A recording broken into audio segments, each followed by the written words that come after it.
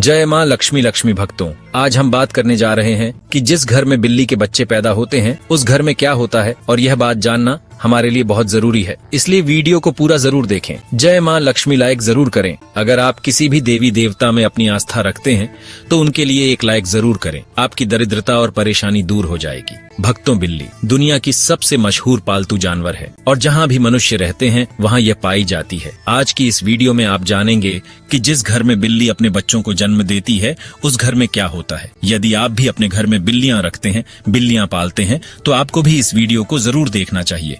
कुत्ते और बिल्ली पालना आज के युग में एक फैशन हो गया है।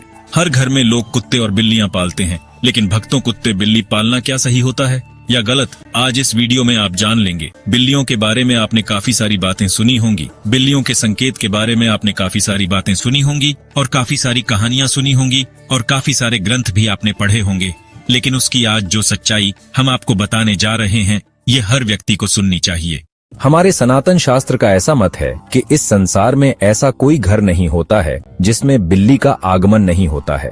बिल्ली हर उस घर में जाती है जिस घर में मनुष्य रहते हैं। लेकिन क्या भक्तों, क्या आप इस बात को जानते हैं कि यदि आपके घर में बिल्लियां आती हैं और अक्सर आती रहती हैं तो उनका क्या संकेत होता है, और यदि आपके घर के आजू बाजू में बिल्लियां रोती हैं तो उनका क्या संकेत होता है, और यदि आपके घर में बिल्लियां अपने बच्चों को जन्म देती हैं तो उसका क्या संकेत होता है। और भक्तों, यदि आप कोई शुभ कार्य के लिए जा रहे हैं और यदि कोई बिल्ली आपका रास्ता काट जाए तो भक्तों उसका क्या संकेत होता है। बिल्ली एक मांसाहारी स्तनधारी जानवर है। इसकी सुनने और सूंघने की शक्ति प्रखर है और यह कम रोशनी यहाँ तक कि रात में भी देख सकती है। लगभग 9500 वर्ष से बिल्ली मनुष्य के साथी के रूप में है। प्राकृतिक रूप से इनका जीवन लगभग 15 वर्ष का होता है। भगवान श्री हरि विष्णु कहते हैं कि जिस घर में बिल्लियां अपने बच्चों को जन्म देती हैं उस घर में माँ लक्ष्मी का आगमन होता है। लेकिन यह कितना सच है और कितना झूठ है। भक्तों, वीडियो में आगे बढ़ने से पहले आपसे अनुरोध है कि हमारी वीडियो आपको पसंद आती है तो वीडियो को अभी लाइक कर सब्सक्राइब अवश्य करें।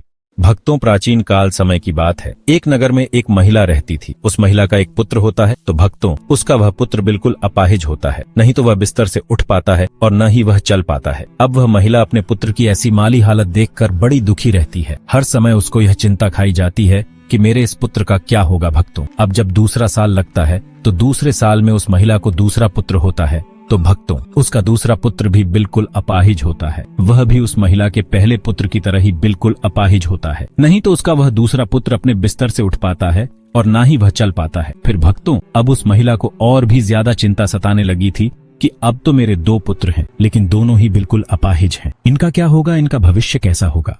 उसको अब जैसे तीसरा साल लगता है तो तीसरे साल में उस महिला को तीसरा पुत्र भी होता है। जब उस महिला को तीसरा पुत्र होता है तो उसकी भी वैसी ही हालत थी जैसे 2 पुत्र की थी। वह तीसरा पुत्र भी नहीं तो चल पाता है और न ही अपने बिस्तर से उठ पाता है। भक्तों, अब वह महिला को और भी ज्यादा चिंता सताने लगी कि अब मेरे 3 पुत्र हो गए लेकिन तीनों ही बड़े अपाहिज हैं, तीनों ही चलने फिरने की हालत में नहीं है। इनका भविष्य क्या होगा, अब इनका लालन पालन कौन करेगा, मैं कितने दिन जिंदा रहूंगी। जब तक मैं जीवित हूँ तब तक तो इनकी देखभाल मैं कर सकती हूँ, लेकिन मेरे जाने के बाद इनका क्या होगा, यही चिंता उस महिला को खाई जा रही थी। भक्तों, अब चौथा वर्ष लगता है तो चौथे वर्ष में उस महिला को चौथा पुत्र होता है तो भक्तों चौथा पुत्र भी अपाहिज होता है। वह चौथा पुत्र भी सेम वही कंडीशन में होता है। वह भी नहीं तो बिस्तर से खड़ा हो पाता है, नहीं चल पाता है। भक्तों, अब उस महिला की और भी ज्यादा हालत खराब हो जाती है। अब वह सोचने लगती है कि मेरी कोख से हमेशा अपाहिज पुत्र ही जन्म क्या लेते हैं। हो सकता है मेरी कोख में कोई खराबी है, मेरी कोख ही खराब है। यही सोचकर वह महिला बड़ी दुखी हो जाती है।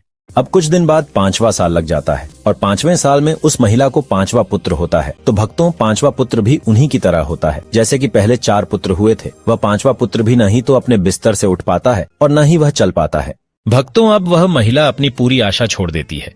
पहले उस महिला को ऐसी आशा थी कि एक पुत्र अपाहिज है तो दूसरा पुत्र ठीक होगा। जब 2 पुत्र अपाहिज हो गए तो उस महिला को आशा होने लगी कि तीसरा तो ठीक हो जाएगा। जब 3 पुत्र अपाहिज हो गए तो उस महिला ने यह आशा रखी कि चौथा पुत्र मेरा सही होगा। भक्तों, जब चौथा पुत्र भी अपाहिज हो गया तो उस महिला ने बड़ी कठिनाई से एक आसार लगाई कि हो सकता है 5वां पुत्र मेरा ठीक हो जाए। भक्तों, जब 5वां पुत्र भी उसका अपाहिज पैदा होता है तो अब वह औरत बिल्कुल आशा छोड़ देती है और सोचने लगती है, हो सकता है मेरे नसीब में यह अपाहिज पुत्र ही लिखे हैं या फिर हो सकता है मेरी कोख ही खराब हो। यही सोचकर वह महिला बड़ी दुखी हो जाती है और हमेशा घुट घुट के जीने लगती है। उस महिला को हमेशा ये चिंता सताने लगती है कि मेरे जाने के बाद इन 5 पुत्र का क्या होगा, इनका लालन पालन कौन करेगा। यही चिंता उस महिला को खाई जा रही थी। घुट घुट के जीती और अपने पुत्र का रो रो के लालन पालन किया करती थी। भक्तों खून के आंसू पीती थी, लेकिन फिर भी अपने पुत्र का अच्छे से लालन पालन किया करती थी। प्रिय भक्तों, अब कुछ समय निकलने के बाद उस महिला के घर में एक सफेद बिल्ली आती है और वह बिल्ली उस महिला के घर में रहने लग जाती है। भक्तों, अब कुछ दिन वह बिल्ली उस महिला के घर में रहती है और कुछ दिन बाद वह बिल्ली अपने सुंदर 4 बच्चों को जन्म देती है। जब बिल्ली अपने 4 बच्चों को जन्म देती है तो भक्तों, उस महिला का पहला बच्चा बिल्कुल ठीक हो जाता है। उस महिला का पहला बच्चा अपने बिस्तर से खड़ा भी होने लगता है और अपने पांव पर चलने भी लग जाता है। भक्तों, अब वह महिला बड़ी प्रसन्न होती है और बड़ी खुश हो जाती है और ऊपर वाले का दिल से धन्यवाद करती है। भक्तों, अब महिला उन बिल्ली के बच्चों को अपने पास ही रखा करती और उनका अच्छे से लालन पालन किया करती। भक्तों, कुछ दिन निकलने के बाद वह बिल्ली का फिर से प्रसव होता है और वह बिल्ली फिर से अपने 4 बच्चों को जन्म देती है। तो उसका फिर से उस महिला का दूसरा लड़का ठीक हो जाता है। इसी तरीके से जब बिल्ली को प्रसव होता तब उस महिला का हर बच्चा ठीक होता जाता। इसी तरीके से उस महिला के सभी बच्चे ठीक हो जाते हैं और भक्तों, उस महिला के घर में अन्न धन की कोई कमी नहीं रहती है।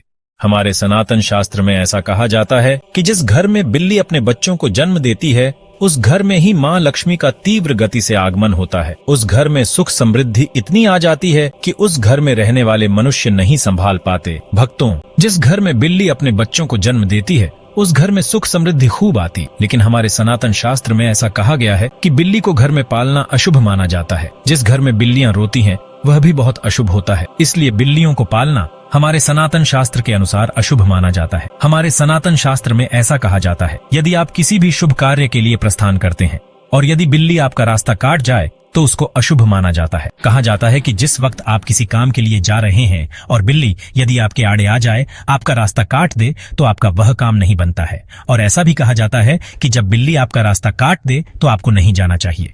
यदि आपके घर में आकर के बिल्ली रोती है तो भक्तों, इसको भी बहुत बड़ा अशुभ संकेत माना जाता है। हमारे सनातन शास्त्र के मुताबिक ऐसा कहा जाता है कि जिस घर में बिल्लियां रोती हैं उस घर में किसी न किसी की अकाल मृत्यु होने का भय होता है। जो लोग अपने शौक के लिए बिल्लियां पालते हैं, घर में बिल्लियों को पालना बड़ा अशुभ संकेत माना जाता है, अशुभ होता है। इसलिए जो लोग बिल्लियां पालते हैं वह इस वीडियो को जरूर देखें और आज से वह बिल्लियां पालना बंद करें। भक्तों, जब हम घर में बिल्लियां पालते हैं तो हमारे सनातन शास्त्र में ऐसा लिखा है कि जहां बिल्लियां रहती हैं वहां पर नकारात्मक ऊर्जा आ जाती। जिस घर में बिल्लियां रहती हैं उस घर में भी नकारात्मक ऊर्जा का प्रभाव हो जाता है, इसलिए बिल्लियां पालना बहुत अशुभ होता है।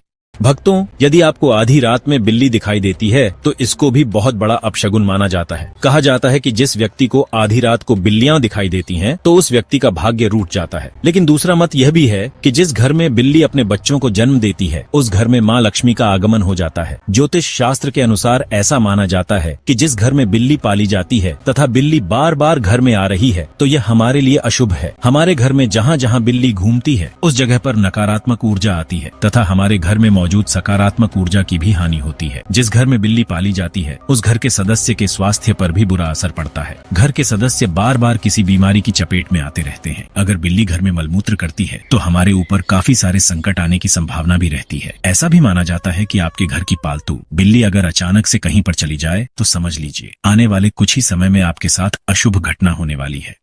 बिल्ली भगवान विष्णु की पत्नी लक्ष्मी की बड़ी बहन अलक्ष्मी की सवारी है। अगर आप बिल्ली को उसके बच्चे के साथ देख लेते हैं तो यह शुभ संकेत माना जाता है। इसका मतलब है कि आपकी किसी पुराने भक्तों या रिश्तेदार से मुलाकात होने वाली है तथा आपको कुछ अच्छी खबर भी मिल सकती है। अगर दीपावली की रात आपके घर बिल्ली आ जाए तो यह शुभ माना जाता है। इससे आपको धन की प्राप्ति हो सकती है। अगर बिल्ली आपके बाएं तरफ से रास्ता काटती हुई दाएं तरफ जाए तो यह शुभ संकेत माना जाता है। अगर बिल्ली की जड़ को कपड़े में बांधकर अपनी बाजू पर बांधा जाए, नजर दोष से हमारा बचाव होता है। अगर किसी की कुंडली में राहु अशुभ है और राहु की वजह से परेशानी आ रही है तो राहु के अशुभ प्रभाव से बचने के लिए घर में बिल्ली पालनी चाहिए, क्योंकि बिल्ली राहु की सवारी मानी जाती है। माना जाता है कि बिल्ली की छठी इंद्री मनुष्य की छठी इंद्री से कहीं ज्यादा सक्रिय है, जिसके कारण उसे होनी अनहोनी का पूर्व आभास होने लगता है। मान्यता अनुसार काली बिल्ली का रास्ता काटना तभी अशुभ माना जाता है जबकि बिल्ली बाई ओर रास्ता काटते हुए दाईं ओर जाए। अन्य स्थितियों में बिल्ली का रास्ता काटना अशुभ नहीं माना जाता है। जब बिल्ली रास्ता काटकर दूसरी ओर चली जाती है तो अपने पीछे वह उसकी नेगेटिव ऊर्जा छोड़ जाती है, जो काफी देर तक उस मार्ग पर बनी रहती है। खासकर काली बिल्ली के बारे में यह माना जाता है, हो सकता है कि प्राचीन काल के जानकार ने इसलिए यह अंधविश्वास फैलाया हो कि बिल्ली के रास्ता काटने पर अशुभ होता है। बिल्ली के रोने की आवाज बहुत ही डरावनी होती है। निश्चित ही इसको सुनने से हमारे मन में भय और आशंका का जन्म होता है। माना जाता है कि बिल्ली अगर घर में आकर रोने लगे तो घर के किसी सदस्य की मौत होने की सूचना है या कोई अनहोनी घटना हो सकती है। बिल्लियों का आपस में लड़ना धनहानि और गृह कलह का संकेत है। यदि किसी के घर में बिल्लियां आपस में लड़ रही हैं, तो माना जाता है कि शीघ्र ही घर में कलह उत्पन्न होने वाली है। गृह कलह से ही धन हानि होती है।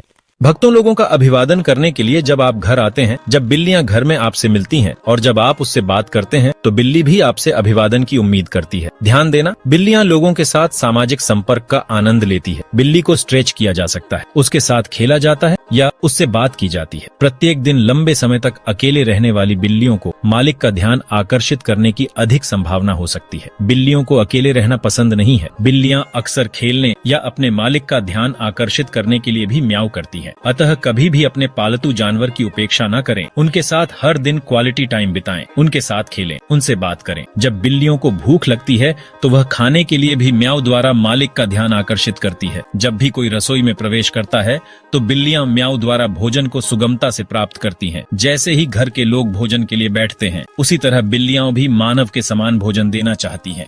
चलिए आज की वीडियो को समाप्त करते हैं और जल्द ही नई वीडियो लेकर आएंगे। तब तक आप कमेंट बॉक्स में बताइए वीडियो कैसी लगी।